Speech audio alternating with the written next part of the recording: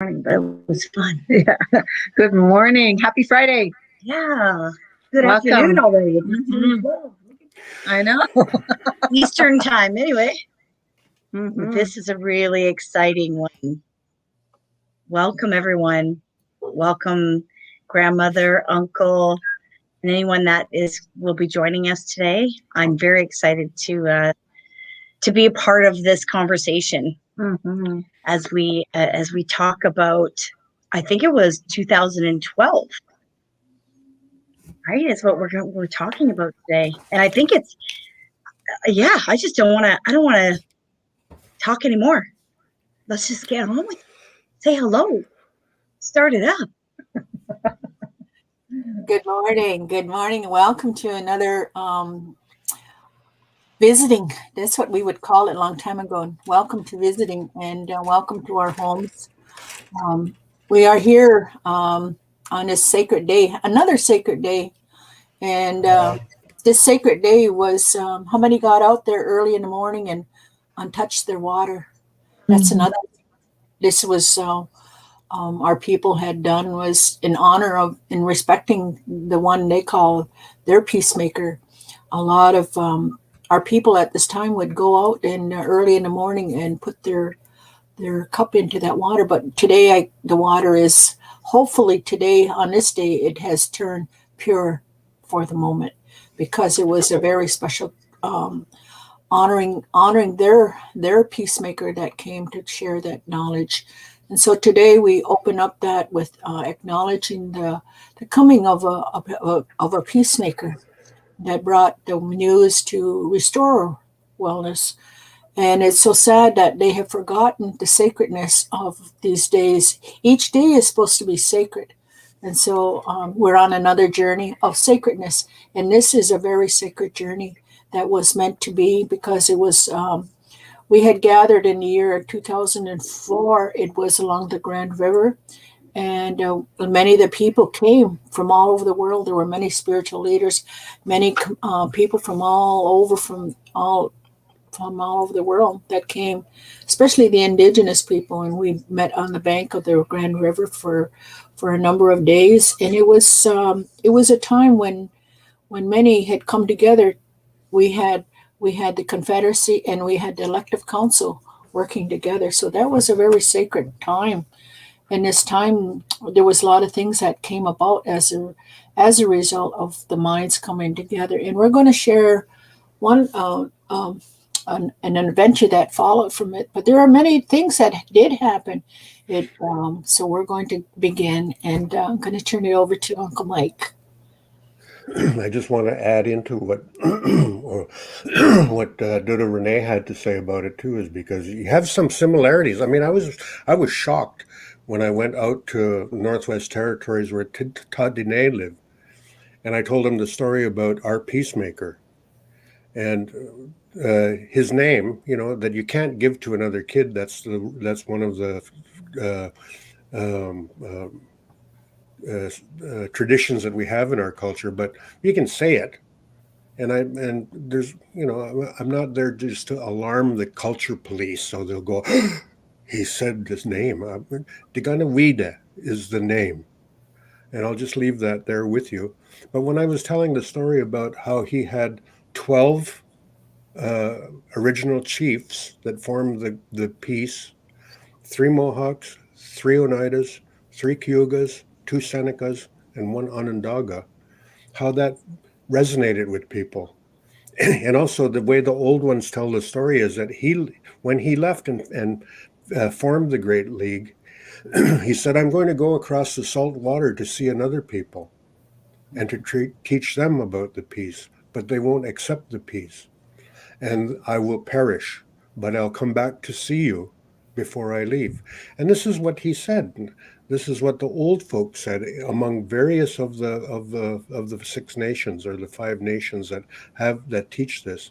They said that on one day he came back in a stone canoe through the fog, and he showed the people the holes in his hands, the holes in his feet, the cut in his side, and the hole and the wounds on his head. And he said, "I told you that I would go away and teach peace, but they wouldn't accept it, and that I would perish, but I would come back to see you before I went on my way. And so I raised the tree of great peace in your country, and the white roots of peace will circle the entire world. And the mission of peace I place on you to carry on the work that I have created for you. And people will follow the white roots of peace back to the tree.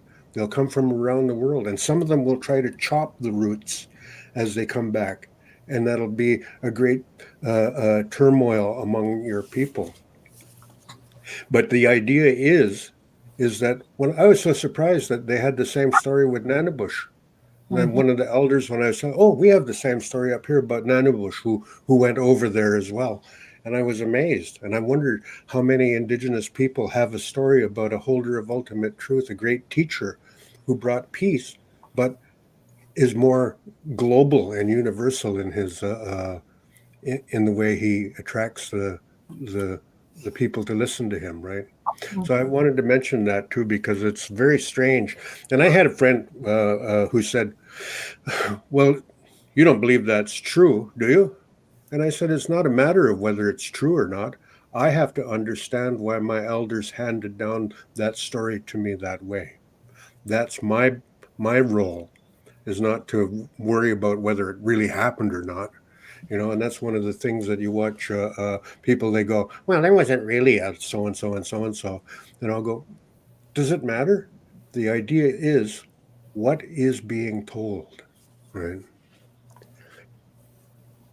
Can we have a slide? You can have whatever you like. I love you. Pop up We're the slides there. stepping out of the room.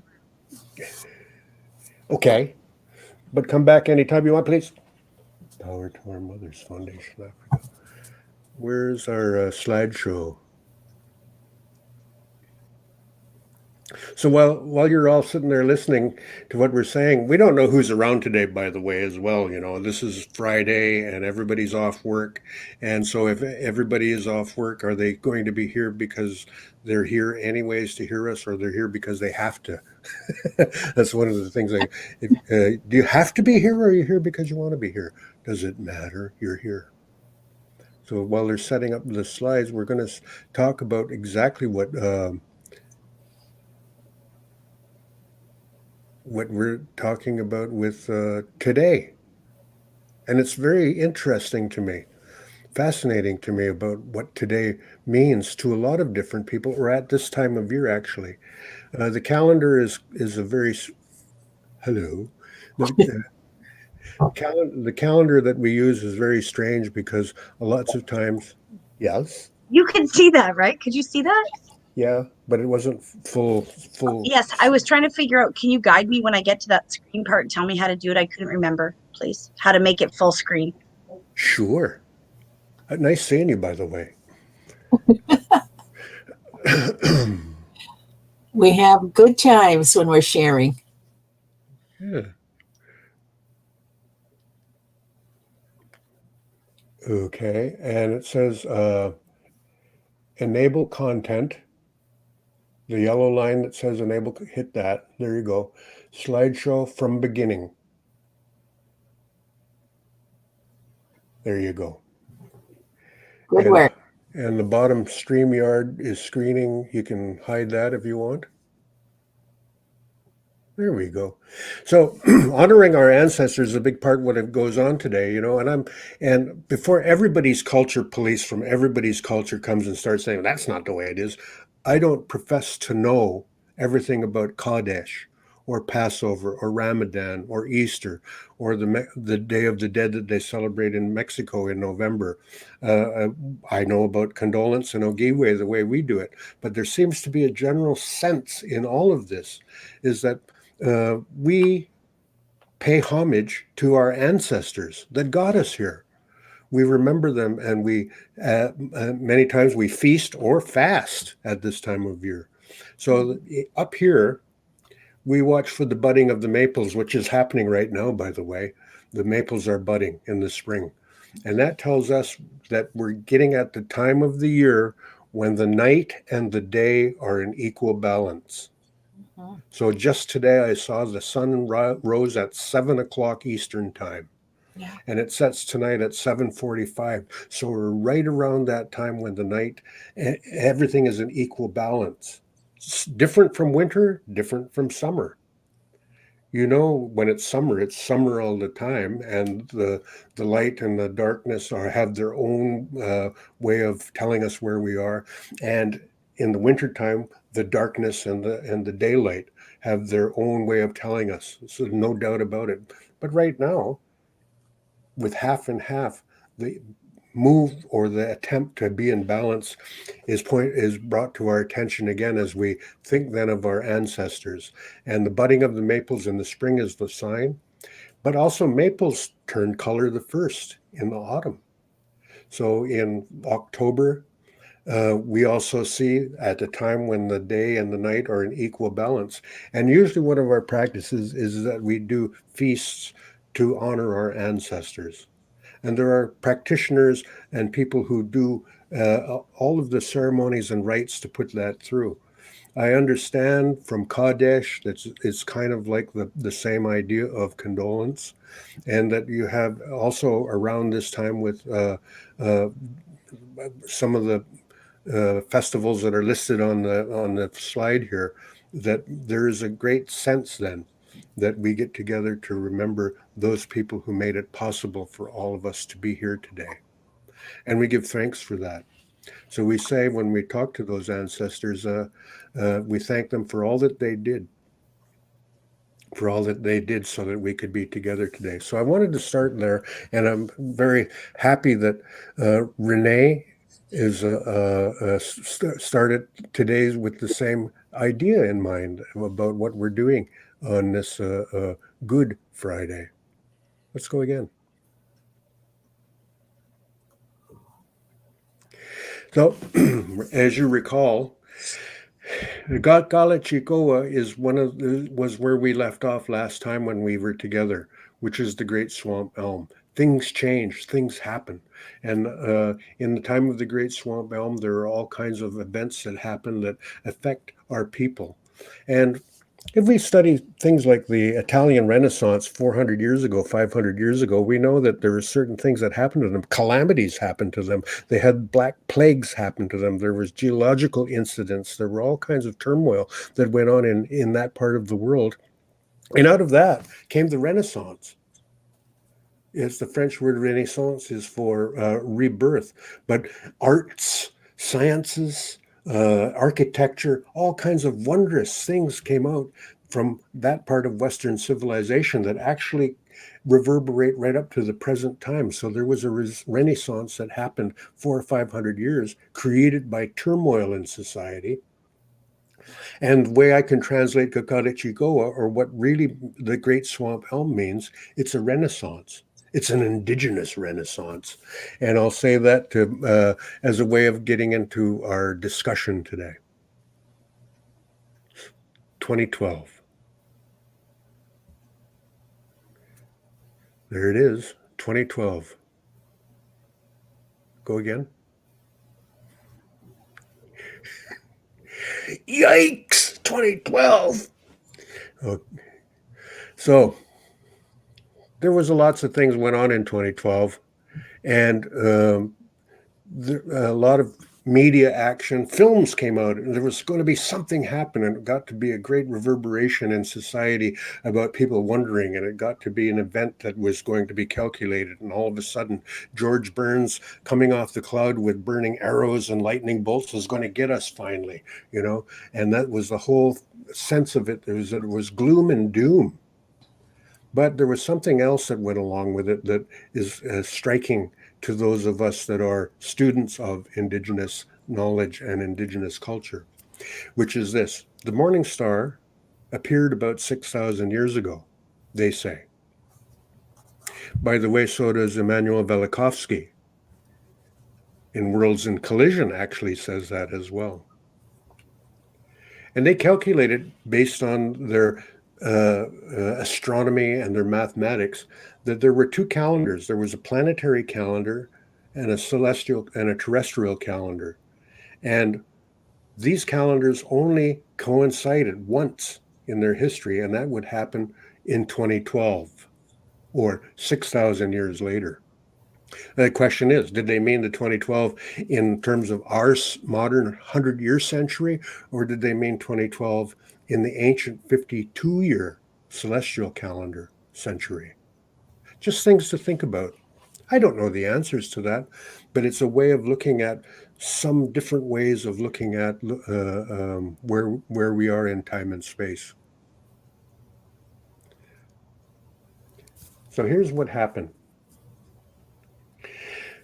The Eagle people of Immediqua, the Hanahuac, as they say in the south, way down in Central America, they call us Hanahuac, which means Eagle people. And Immediqua is the land of the winds. And our elders here, and I remember hearing them say that, there were gatherings that were held at this every 6 years at the headwaters of the Mississippi. And if you drive out west, you know that by Rugby, North Dakota, there's a sign right in the middle of the road where the Mississippi River is basically as big as a ditch that says the geographical center of North America. But there's also a discussion that says there's no water there. So there's a spring up in the hills in Minnesota, Itasca Lake, which they said is the source because the water flows down then and nourishes the Mississippi River. However you look at it, that's the way you can actually see these things, right? But the idea is in that region in western Minnesota and eastern North Dakota is recognized as the geographic center of North America, with major tributaries feeding into that system for travel in those days. And it's equal distance then for our cousins from the south, like the Maya, who even refer to us today as their cousins. And people like the Nez Perce and the Blackfeet from the west. And then the Tadine in the north, and the Crees and so on. And then the Mohawks and others of the Five Nations that come from the east that are relatives of ours as well. So they built this at a meeting they talked about in the 1470s or 80s. They said, we built this monument here. It's a calendar that has, as is depicted here, this categorization of what's on that calendar: 9 terraces with 13 steps on each of the 4 sides, and that amounts to 52 steps on each terrace times the 9 terraces, or 468. And as is depicted in this, and I'll come back to it again, is that what they said was that around this time, at the end of 468 years, you add that to 1492, when they say Columbus got here, equals 1960. And they calculate it then. The idea that in 1960, the generations born around that time will recover the old one's knowledge about how to live on Earth in peace. Let's go again. So there were grand conventions held, and a depiction of North America, as you can see by the bottom goose's nose, is kind of in that whole or the bottom goose is kind of in that area. And that the delegations travel from the 4 directions. And there's people like Aneshkeskichuwatgonch, who is from Honduras, is a fascinating figure that comes out of our history as well. She's I don't know how grandmother back that goes 25 times, but she was the great grandmother of people like Joseph Brant and Joseph Brant's descendants, and of also Esther Hill from Ganajahadiga, the clan mother. And Spanish people kept records, and so did the French, and so did the English. They actually wrote down who they met. And that's how we know that Quechquechuac was from Honduras, but she was born in the 1370s. And one of her descendants moved up to the north. So you have then at the headwaters of the Mississippi, the place where they would meet. All these people would come from those 4 directions. And so, do you recognize the lake? There it is. Let's watch. Can we watch this? You should be able to play it because it's embedded.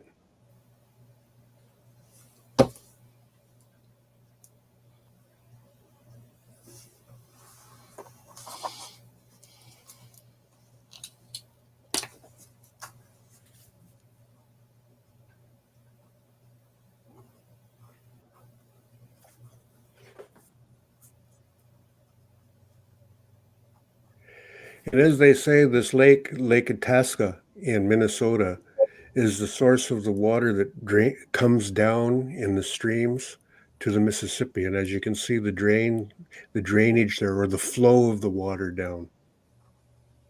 And I'll tell you a little thing about water. Do you know that all water connects to all water on the entire earth? All water connects everywhere. And anything that you put into that water will be carried away, is some of the ways that our people think about what water is, especially the water clans like the turtle, eel, and the beaver acknowledge the idea of what water means in terms of it being a medicine and so on. But as you can see here, when we look at that stream that flows down Lake Itasca, it is then the idea of where the geographical center of North America was.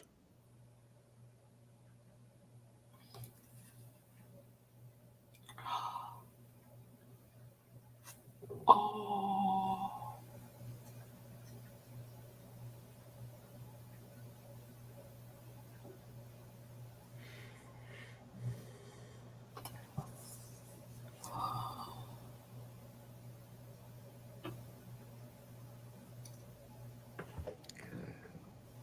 Keep on going. Next slide. Ooh, next slide. There you go. So this report here that I'm showing you was written for Chief Jake Swampgong. And it was done in 2007 at a time when there was turmoil in Akwesasne. There was blockades on the bridges, there was blockades on the roads, a standoff over policing and certain mistreatment of the Mohawk people at Akwesasne. And around that time, there were people who were talking about what was going on in that turmoil. And when the conversation came around to some things that we could think about it, the idea of Gagalichigoa appeared again as something that we should be talking about. That it shows up when people would do the Great Law. That it would show up when people would talk about Okalichigoa. Okalichigoa. And as I explained before about the difference between oneste and ganistogwa, is that oneste is corn, we don't know what kind, but as soon as we make it into something, it becomes a gah word in many instances in the Mohawk language. So the research documented world trends of what was going to happen with money, the collapse of the financial system, the idea of paper money not being worth the paper it's printed on, environmental change, climate change, global warming, social instability as people moved out of neighborhoods and moved around in the country, disease and so on, was all projected way back when in the report that was written for Chief Swamp. And it also said that there was going to be a time then when we would have to get together and talk with each other. And it was him that took the leadership in posing the project of calling for the relatives from all four directions to meet at the headwaters of the Mississippi. And unfortunately, he passed before he could see this happen, but his family continued and created the gathering. So the wiping of the tears was the main point of the gathering that happened on June 22nd, but here's the agenda or the poster that was used that itemizes all the events that took place. And central part of it was the wiping of the tears. Something that we do here. It's also called they shall wipe each other's tears because of the way it's phrased when they say things like with some of the songs that I am greatly startled by the sound of your voices. You come to this place at the wood's edge. And we give great thanks that you've come here safely because of all of the events that could have befallen you on your way here. People would have thrown things in your path. Wild beasts of the forest could have devoured you. Calamities could have befallen on you, or pestilences and diseases. Or the hatchet raised outside the cabin in the dark could have fallen on you. Or you could have seen the pool where your relatives are now and wished to join them. And so on your journey here, we give great thanks, and we kindle a fire, and we smoke together, and we wipe each other's tears with very few words. Those are the words that were passed down that they said in the native language at the ceremony there. A long string of wampum that came from Oswego, from the family of Sarigariwade, was used to open the gathering of 400 relatives that were gathered at the gathering site. We'll come back to that in a sec. Let's go. So, at the family of one long house and lodge, which is the depiction that most people talk about where we live, we say long house, others say a lodge. Some people have 12 poles, some people build long lodges. There are long houses across the whole continent. There are different ways of depicting the architecture of where we live. But delegations traveled from across the land. Elders and their children and grandchildren converged on that site. And our speakers also included Elder Tom Porter and Ernest David and Eddie Gray and Jamie Jacobs, and assisted by women like Renee. And there was Andy Fish, who's also a helper there, and Tohahoga.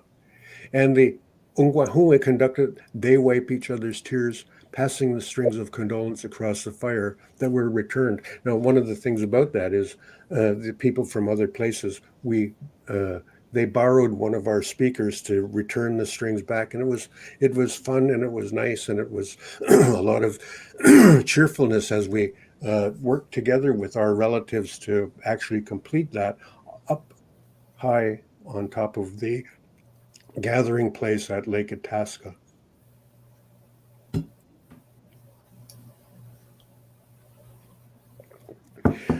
So they did the condolence ceremony at the top.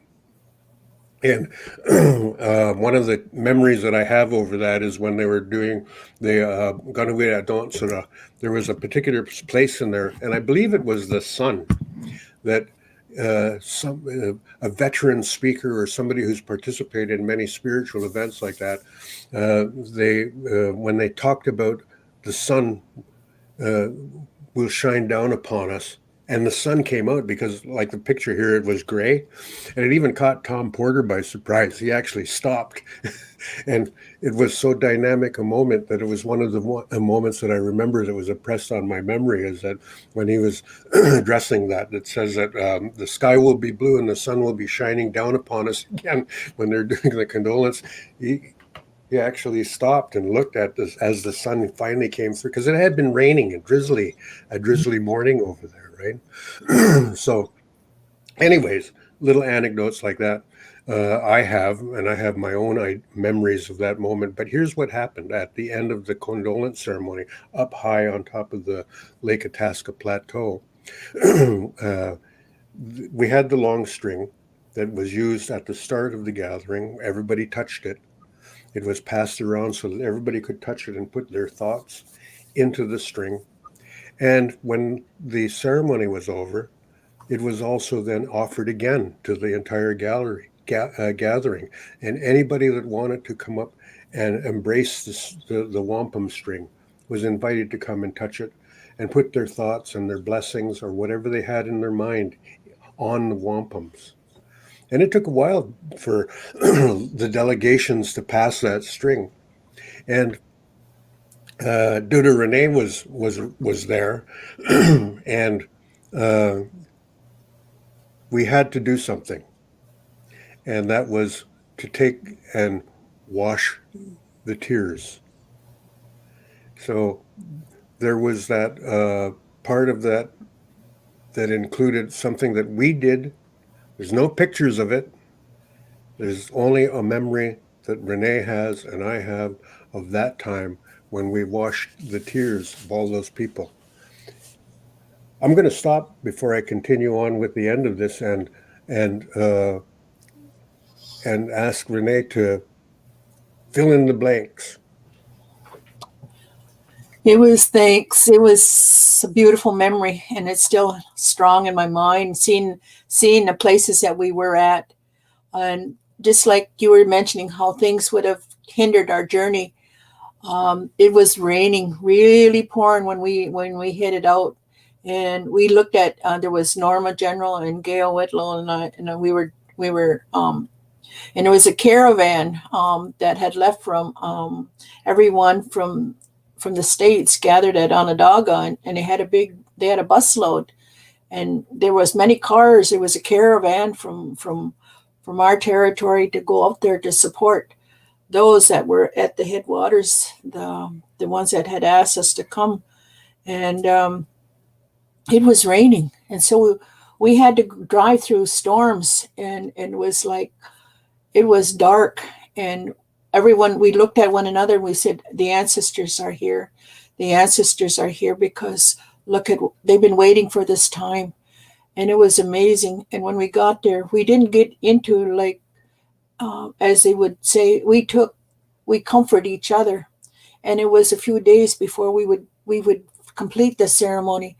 But it was a time of meeting our relatives, and each morning we would get up very early before the sunrise, and we would do our opening of the day and ceremony. And many we would take turns in completing that ceremony. And so finally, on the day they chose for us to go, it was kind of drizzling, and it cleared up as we journeyed. There was a large caravan going there, and people were saying, "Look, look."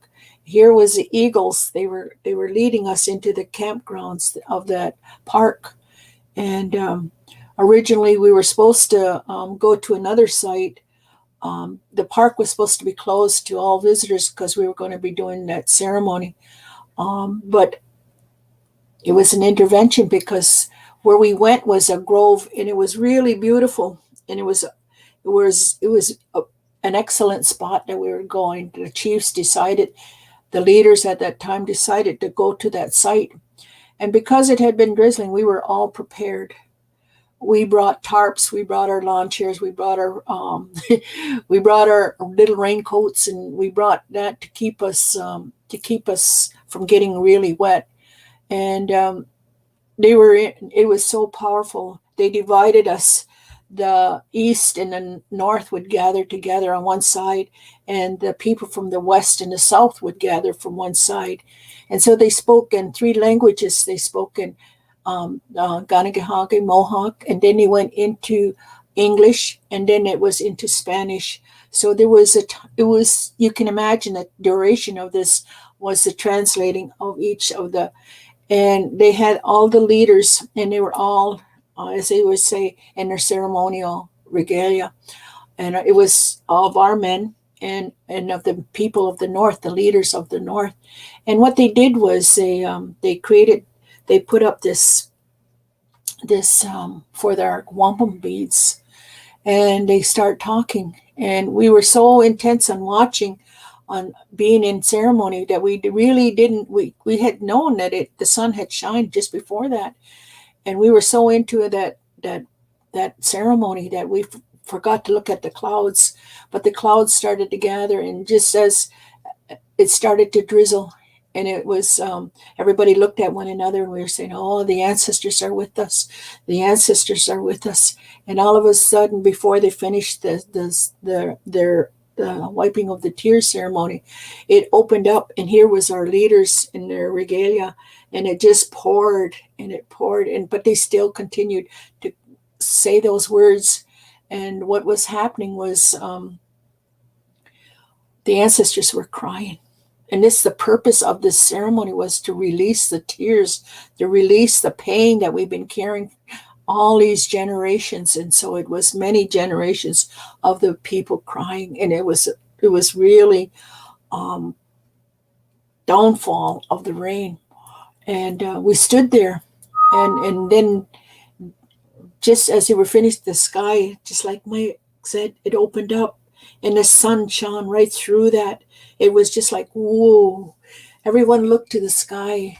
We looked at the sky, and it was in awe. And we looked, and it was just amazing. And we finished, and then we had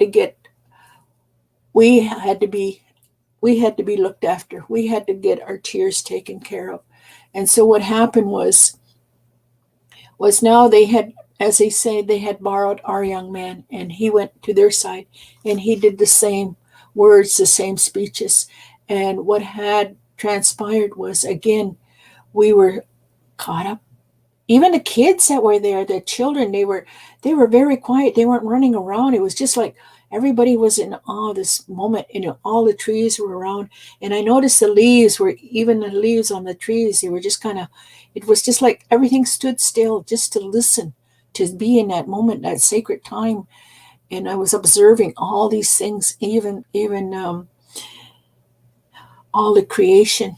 They were, even the waters, it seems like they were just listening too. And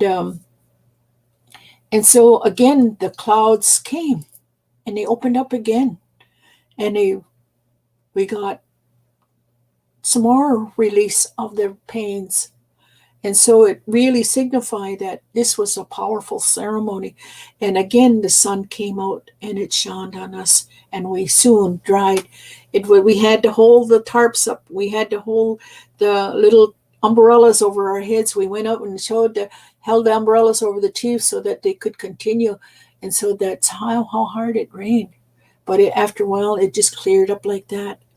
And there was many people that were very taken by this, and they were all agreeing that this was a very powerful moment. And we looked and we saw, and then you saw the people that had come forward, how they went with their hearts, and they held that strand. I was watching the people, and I saw how they put that energy in for the changing of that. And so when we got this string, it was all that hope and all those things that our hearts had desired for a new beginning, a new releasing, a new awareness for the truth to be known. And so what was happening was a lot of people were now looking at one another. There was tears in people's eyes. There was a lot of emotions, and people were, as we were saying, they were quite taken at this time. And so it was you could feel the energy there. The energy, even the trees, it was just like, whoa, they were just like, I could just feel the force of all creation just being with us at that time. And all nature, as I say, was supporting us at this time. And so when we got finished, it was like everyone felt new and fresh. And that's what a rain does.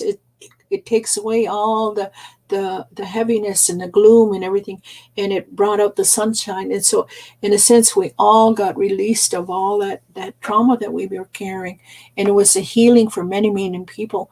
I've met people from the south, I met people from the north and from the west and from the east, and it was just like a big family gathering, a family reunion. That's what it was like, because every morning we spent time in the afternoons. We heard their stories, we heard their teachings, and after the next day, we still continue to share. And we were honored by the people from the south, us three women from Six Nation.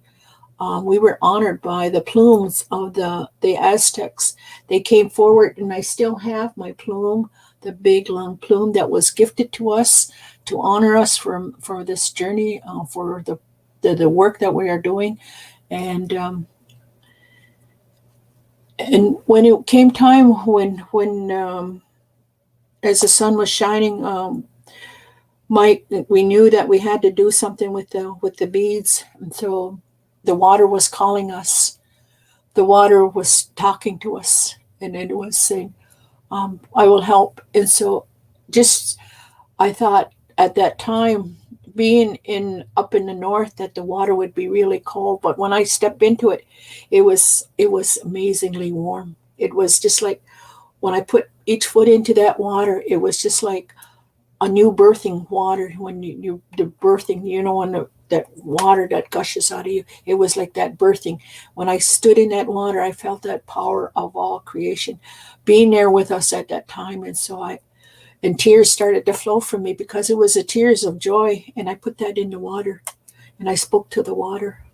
I sang to the water, and I asked for all those that drink of partake of this water, that this water take the healing that was done at this time to help all the people, to wipe away the tears of their grief, that they continue to take care of their spirit, take care. And so I spend a lot of thoughts into that good, as they say, that good sacred moment. And so when I finished, it was just like,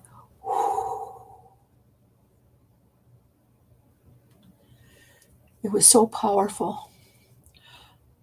I didn't even feel, as they say, the stones that I walked upon. It was just like I was walking. Um, I'm going to say gliding through that water to return back to the banks.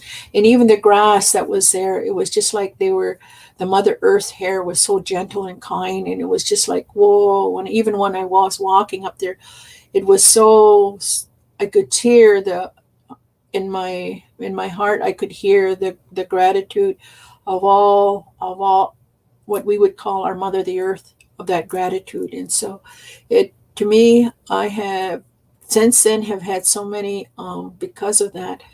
My tears are so easy to come, and it's like I have so many dreams, but there's always that tears of newness, of warmth. And just like what I had experienced, those tears come just like that at that time that it was to be released. And so that's the part that will always be forever in my heart and in my mind.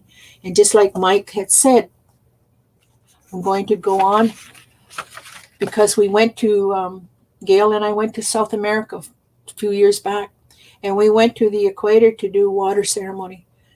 And we went there to bless them and to heal, to speak for the waters. And so when we were coming down from the mountains, coming down, what transpired was, it was just like so plain telling me, open up my coins, look at my coins. And I looked and opened my coins, and it had, my coin was, it has the white roots of peace. This was in Ecuador. Can you believe that? It talked of the white roots of peace. That was affirmation. It was the affirmation that we needed. And it says the great law of peace. So they validated that journey of that water, of that journey of wiping of the tears. And so I turn it back to Mike. I was just going to ask Renee to show the string, because I want to get your sense of it's. I think that half hour, or I don't even know how long we were down there by that water there. But there was a time that I stood there and watched you. And after trying to hold your skirt out of the water, you just went right in the water, and your skirt got wet at the bottom. And then you were somewhere else. It was like you were in some other type of time and space, And I marveled at that, because I said some words, touch the water, put tobacco down, which something that we do, and then you carry it out with the rest of the washing of the tears off of that wampum string. I would like to hear, because we never did talk about this, other than saying, wasn't that amazing what happened to us? And so we never did ever share about how what that meant.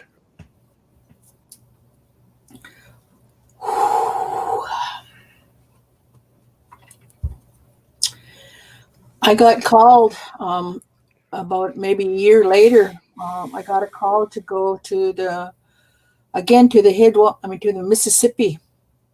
I had to go to Illinois. And while I was there, they asked me to do a ceremony down by the waters again. And there was going to be a factory where they were going to produce fertilizer, and all that would go back into the river. And so I gathered up the women, and what we did ceremonies again. And I asked them to sing, to that water, to sing. I said, I'm going to ask and put down my tobacco. And what I'm going to do is I'm going to ask that those the universe, those that have that power of supporting us, if they could come and support us at this time so that the water is not contaminated, and that there'd be no lives destroyed in this process, that no lives would be taken, and that everything would come in a good way, that this would be.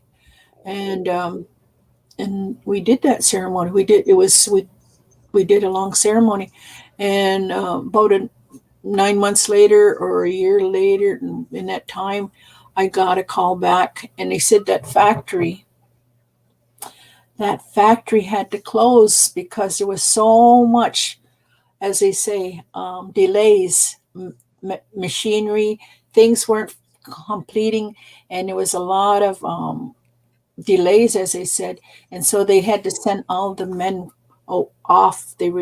Had to let them go because it couldn't be completed, and so that was a continuation of that moment of washing the tears and putting that power back into the rivers.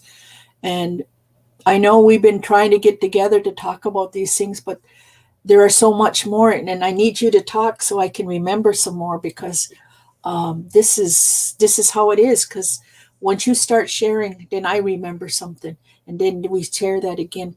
Because even at that time, and when we were at the headwaters,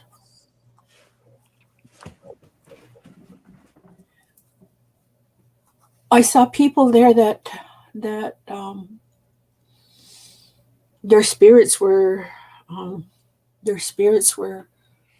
they were carrying the spirits of their people. That's what I saw. And when we did those ceremonies, it was like it's almost like they faded, went back into the earth. There's so much more, but those are the things that I know. I have been very haven't shared that much, but I have been told at this time I can share this because there are people that are their minds are open now, and I can share these things. And so these things has been this journey has been powerful. 2012, it was the end of the world that we used to know. And just like we say, people are saying they want things to get back to normal. Well, you see, normal wasn't. We had a lot of trauma, and so when you have to be careful when you say you want the world to go back to normal. We didn't have human trafficking. We didn't have violation, self-abuse, self-harm, all these things that is like it is today. There is so much crime. There is so much. That's not normal, because this was given to us. And so we are here again to do what is needed to restore that peace. And so these beads, even when I got a hold of them, when it was gifted back to me, when I held them, tears again came to me. And even as I'm holding them, the tears are coming again, because they are reminding me of things, and not to be afraid, that I can share these things because they will understand now. And that maybe at that time they wouldn't understand, but there has been many years that it has passed, and things have been changing.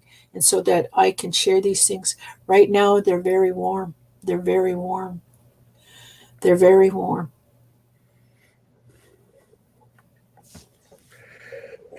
Can we have the slide back up, Jody and Sherry?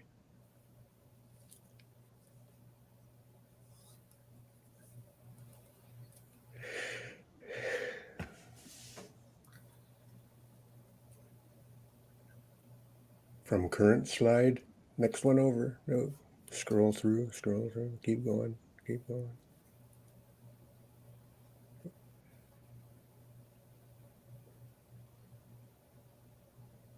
Go, go, go. Okay. Where did you go? Oh yeah, keep going. That picture there was done at 2004.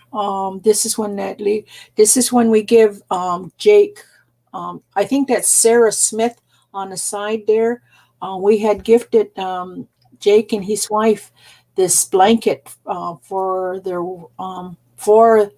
their purpose, that they have been sharing the stream, and he spoke about that we need to do that at the time of that gathering, and this is one of the things that seeing that blanket brought back some more memories, and honoring him for his sharing of his dream that we needed to do, and we did it.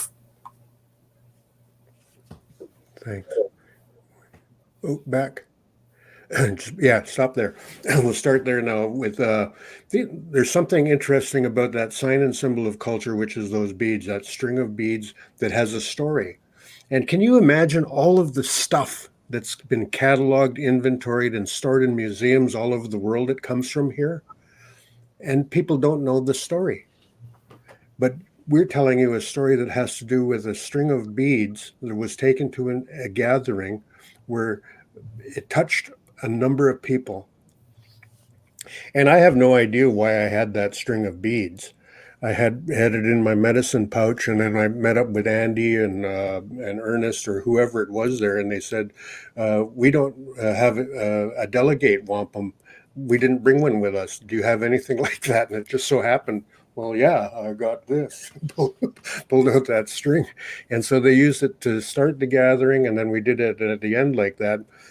But here's the fascinating part of that wampum string story is that now that you've heard it, now that you know what that story is inside that string, or that's a sign and symbol of renaissance or rebirth or reawakening, and that's a sign and symbol that communicates our conception of the good life about what we do to renew. So as we were finishing up with the washing of those beads, we went down, and then our Nishnabek friends, they did a ceremony with a drum. Mm-hmm. They did a drum ceremony, and there was events that happened there with, I think it was a red-tailed hawk flew overhead, and there were people around there.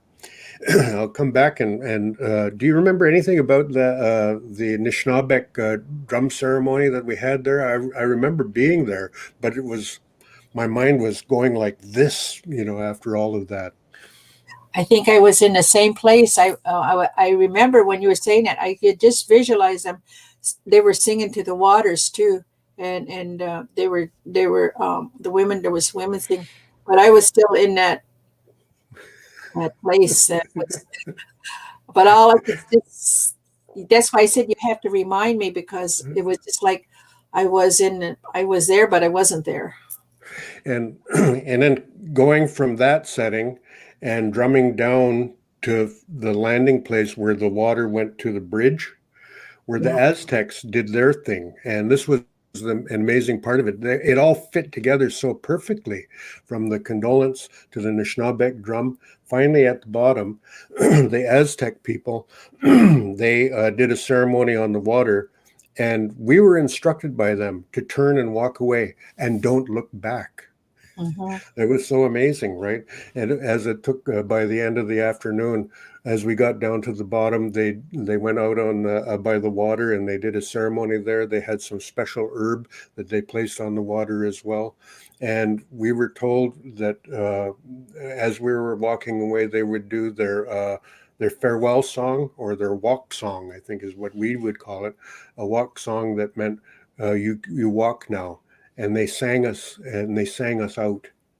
And then after that, we all went back and we met out in the parking lot. I'll stop. Do you recall all of that now as I'm explaining, or do you have memories of that as well? It just memories, and I remember the flowers, and I remember I met this individual, and it was amazing because his name was William Thomas. I had met him a long time ago, and he was blind, and I had talked to him after, but when we were going, they had these flowers. They were all so pretty. It was like creation now, and hearing the people reminding each other, don't turn back, don't look back, don't look back. And it was just like a newness coming over the people. When we got up there, you could see the different look in their eyes again. It's just like even feeling that energy around them was like it was just like we had a big and come out of there new. Even our feet were lighter. It just seems like we were going there. It was like we were carrying so much. That's one thing I really noticed was when we went there, it was just like that heaviness on us, on our chests and on our shoulders. And then after when we come out, it was just like we were all walking a little lighter. You could even see how our bodies was. That's what I was looking around to look at to see the impact of that power of that ceremony, to see their eyes and to see their structure of their bodies, how their bodies spoke, and just seeing that. It was just like I've been gliding through and seeing um, seeing with other new eyes. I guess that's how I'm going to say it. Seeing with new eyes to see that this did happen, and that it was still like an awe moment. And even when we were leaving, they were saying that the eagles had been sitting there waiting for us when we got back. They said I heard the people were saying the eagles were sitting there watching us, and then when we were leaving, going out of there, they said they had also flew off and they went in those different directions. That's what I was told. One thing that connects us to our ancestors all the way back through time, 50 generations, might as well say 50. But the idea is that connecting through time and space to the ancestors that got us here is what we talked about at the start. And so the ancestors, we honor the ancestors by doing these things because it connects us to a knowledge that has existed since time immemorial. Now, that wampum that we used there was also a delegate wampum because the Akwesasne delegation said they forgot to get a delegate wampum to bring with them from the home territory. And at the end of that, they took the delegate wampum back with them as then a demonstration, and it went back to Akwesasne to say, we completed our mission. And that was the mission that was given to them by Chief Swamp Ga'a years before to carry this out. And so they completed it. And they had it there for about a year, I think it was, before I met up with one of them. I think it was Ernest over at the Great Law recital at Oneida of the Thames near London, Ontario. And it was at that time he returned it back to us. They had completed it. So then I brought it home and did, the usual thing about cleaning it up and feeding it and so on. And then we've had that down in our community, and it was used for another purpose, which we'll tell that story, but that's not the story for today. So there's a history in that string there that is being shared with you. And you can imagine then all of the stories that are connected to all of our artifacts that are being held somewhere else. And it's time to get them back so that we can find the stories. Let's go to the next slide. So in our way, we talk about the white roots of peace is what the Great Law is all about, all that we stand for, the signs and symbols of all our culture that that are communicated by people like those ones like Tom and Ernie and all of them at that ceremony there, that they say, we are gathered today and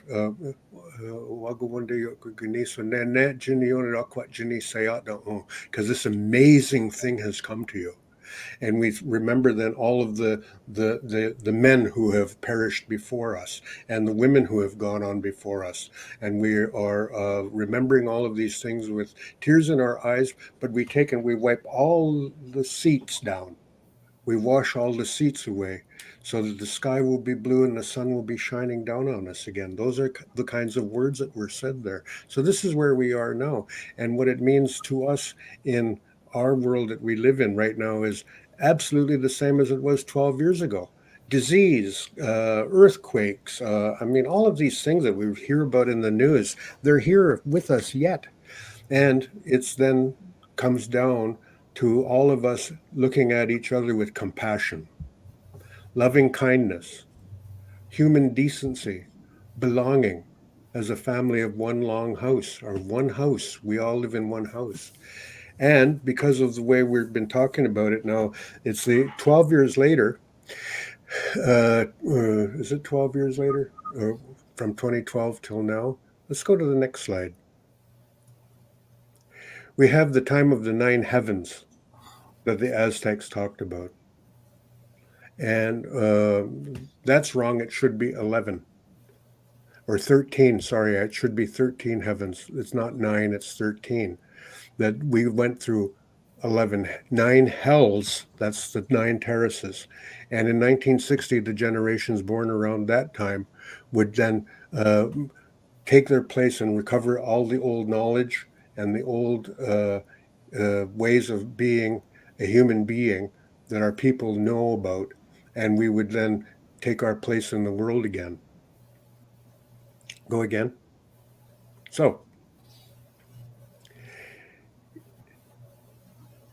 let's do something. Let's do something again. As the slide says, events in the world since 2012 show us what Chief Swamp saw. We're living it again.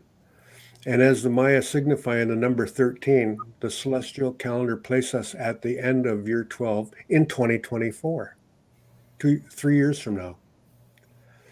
And guess what? A total eclipse of the sun begins year 13.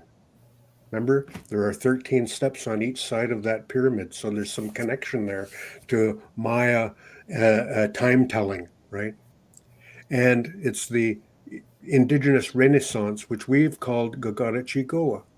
So here's what happens. Over Six Nations Indian Reserve, number 40, where Renee and I live.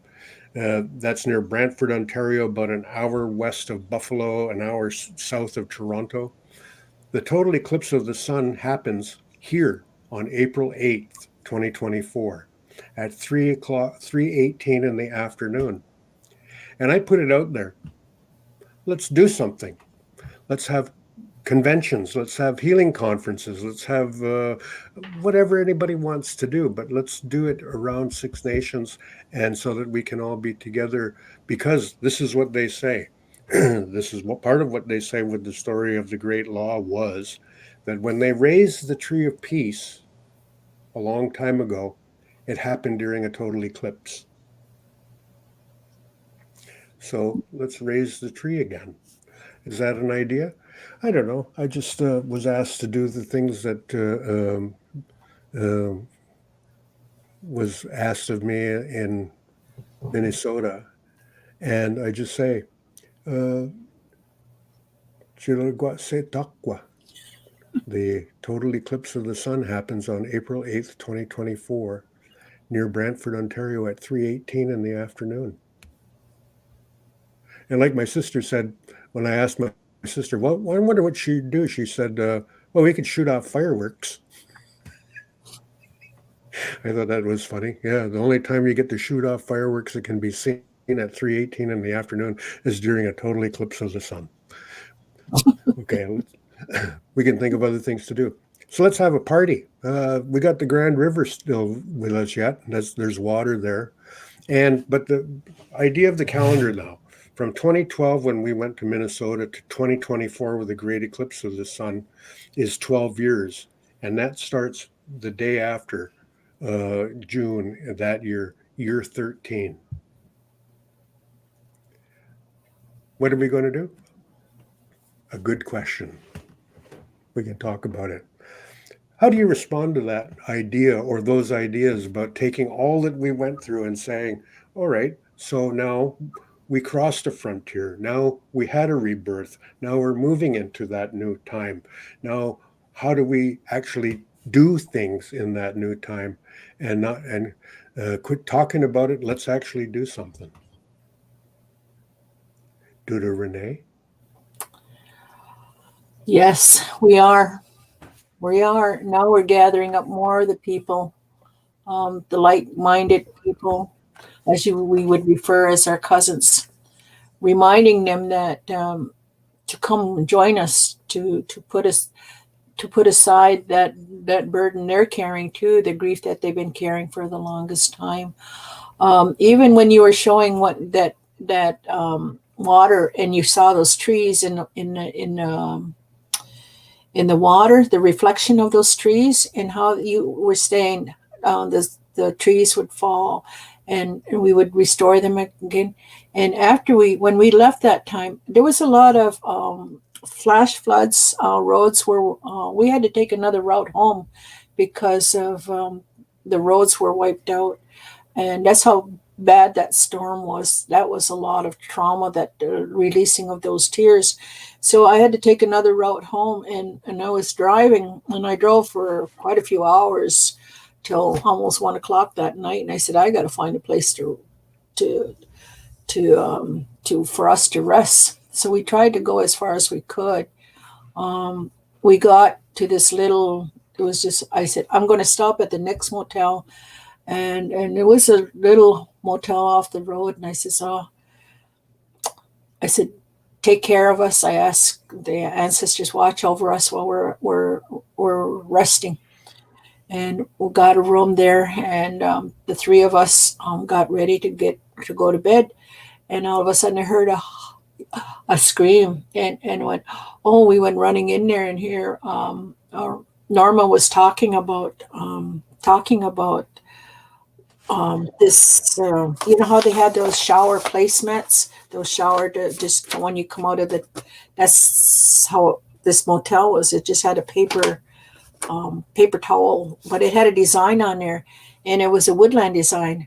But when you put it up, how she had it, the trees would be standing, but how it was done was, it was like the picture that we saw was it was like this. The trees had fallen, but they were now being put up. She says the white roots of peace is going to be put back up. And we had wanted to gather then to talk in our community, but it didn't manifest. I guess our people weren't ready. We wanted to do that. We wanted to share with the community when we got back, to share this experience that we had, but it didn't manifest. And so this thing that I see right now is we have a seed. Each of us now is every one of us. We brought it forth, the seed. Now the seed has to be, each of us has that ability.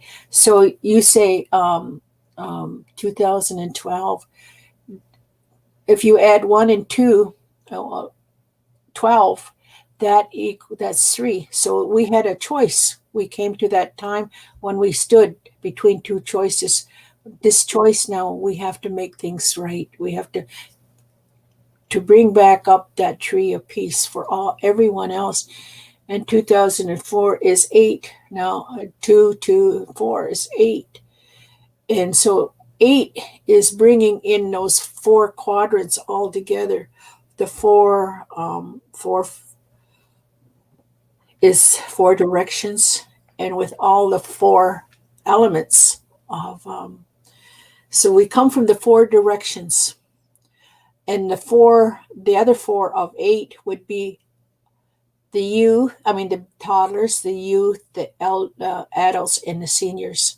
So we all come from those 4 directions again. The people must gather again. And so this is the time. And the time is in April, a good time. Look at 8 too. It talks about 8 is that's when those buddings on those trees, new life.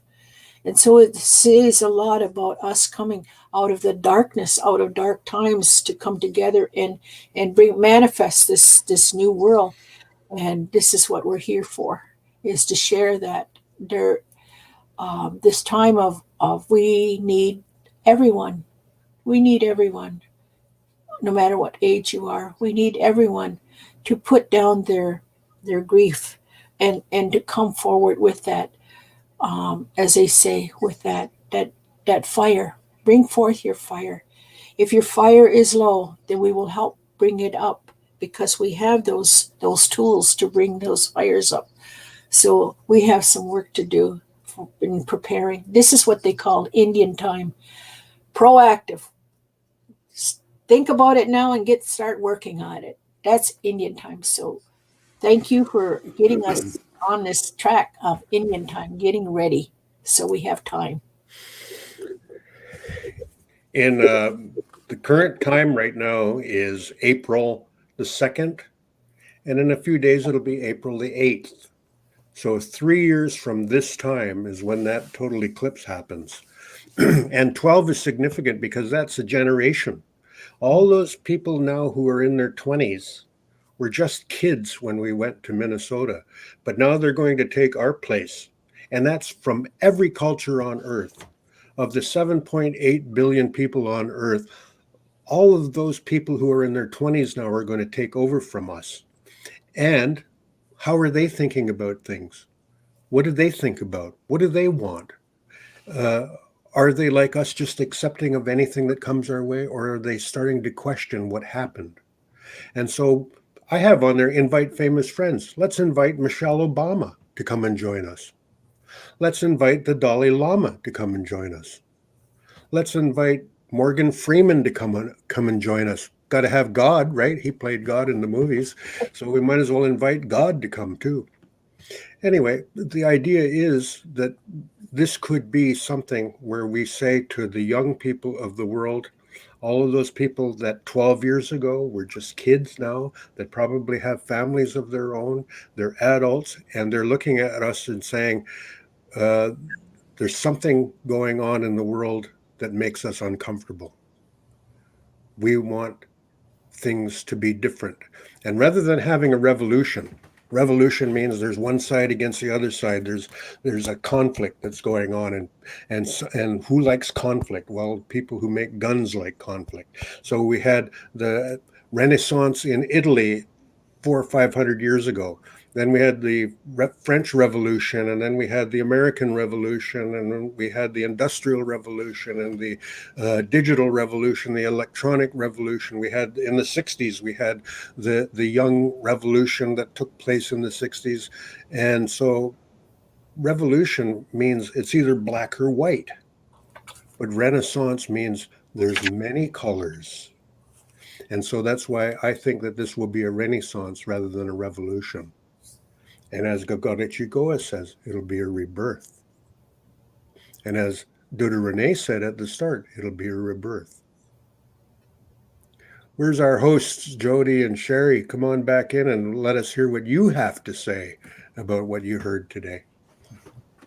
Before we sign off, by the way.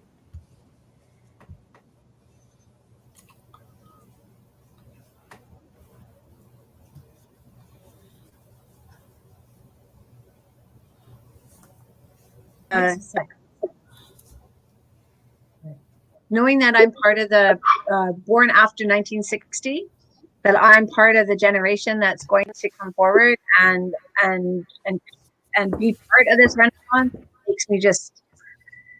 makes me just so humbled and honored that that's my purpose to do this. I'm speechless. And we've saved the date. We've put the date in there. We're saving it. Every time I hear the story, that story, because Grandma Renee and Grandma Gail told me that story, I think on our first trip, one of the trips anyway, when they took me. We've traveled a few times together now to the homelands, and that's my new puppy, by the way. She is loving this as well, barking in the background. But every time I hear this, I feel just as full as the first time. I hear, more responsibility for me, but I love it.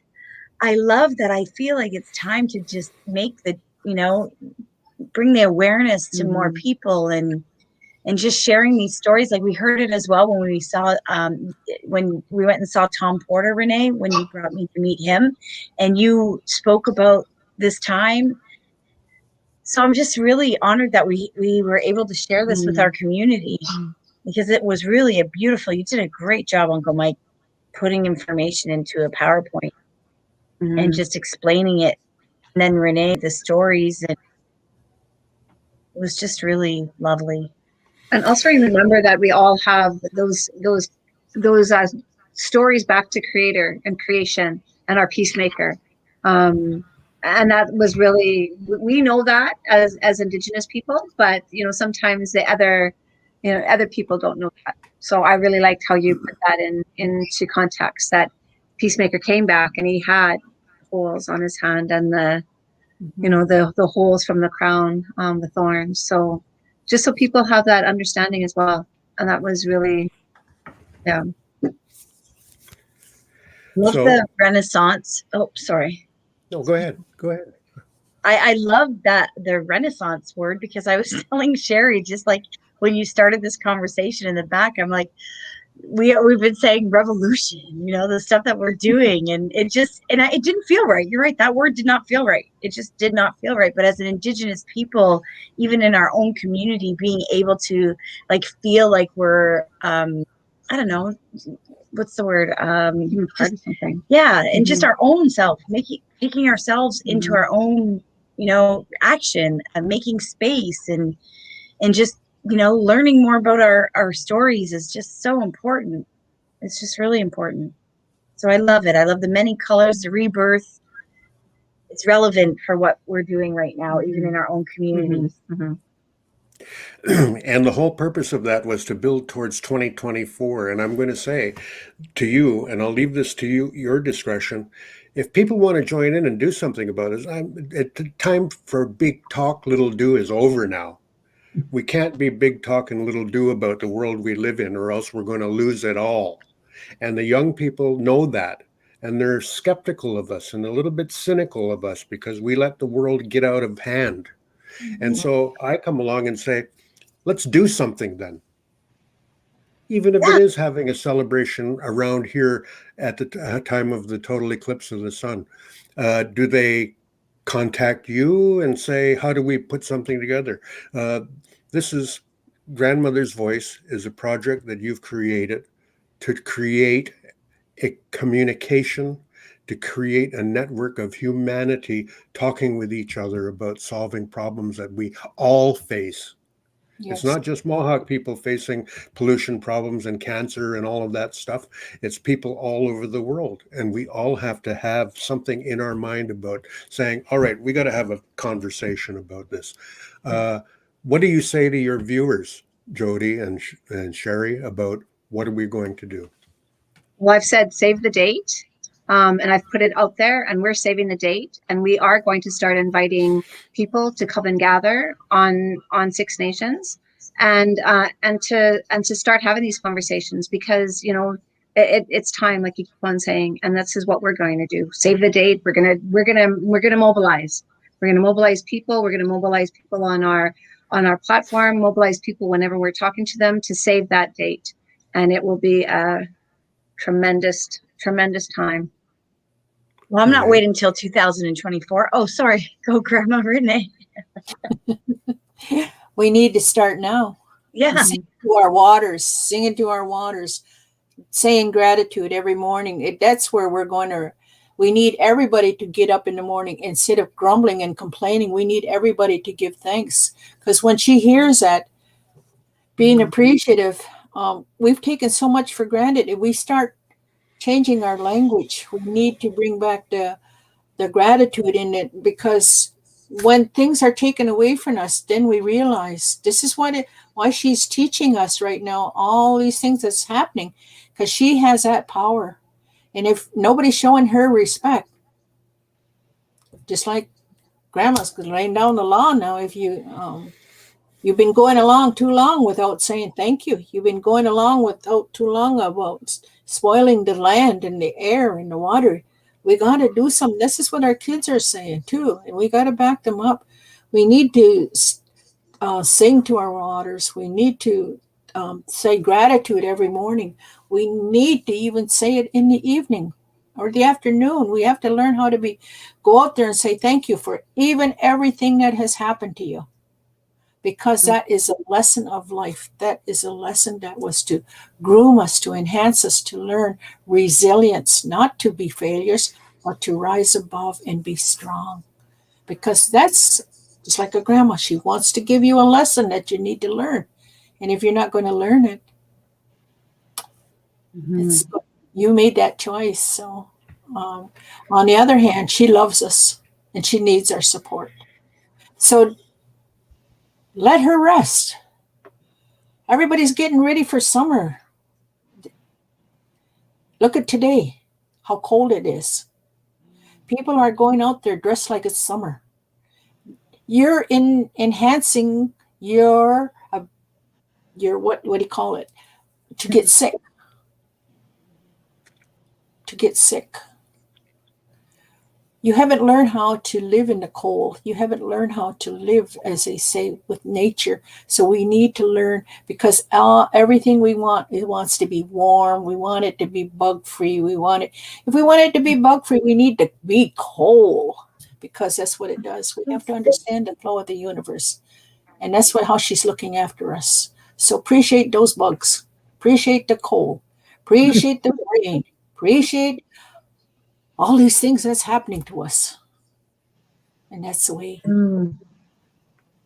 I love it. So let's finish off then with a reminder to everybody that you are humanity, you are children of the Great Spirit. It's in every one of us. We come from there and we go back to there. It's in all of us all the time. So here's what we're reminded to think about then. The children of the Great Spirit are a free people and independent people who are governed by covenants made in very ancient times by our ancestors and handed down to us, their children. And these covenants protect our right and our freedom to govern over our own affairs in our own way. And we consider these covenants to be a precious inheritance of our children and our future generations, and no one can take that away from us. And we say these words before all the children of the Great Spirit who have gone before us, before all you children of the Great Spirit who are with us yet, and before all the children of the Great Spirit yet to be born. Thank you for being here with us today. Thank you. Oh, what a gift. Thank you so much. Yes. Thank you. Have a nice rest of your weekend. And we have lots to think about and plan and do and be grateful for. Be grateful. And be grateful for. Yes. Grateful. Yeah.